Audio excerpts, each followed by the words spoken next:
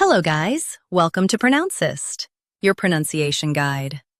Today we will learn how to pronounce the word shown on the screen, plaque.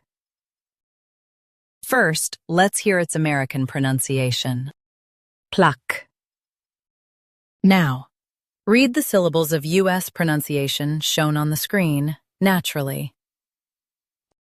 Plaque, plaque, plaque, plaque.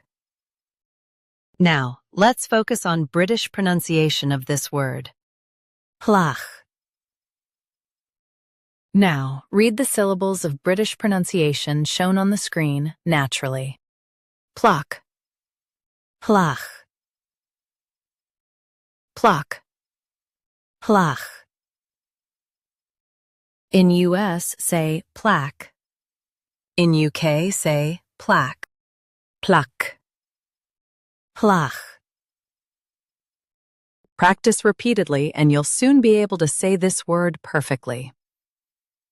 The best way to practice is to repeat the syllable multiple times. The meaning of the word is sticky film on teeth. Try repeating this word several times to improve your pronunciation. We post daily videos on useful and commonly mispronounced words to help you speak clearly and confidently.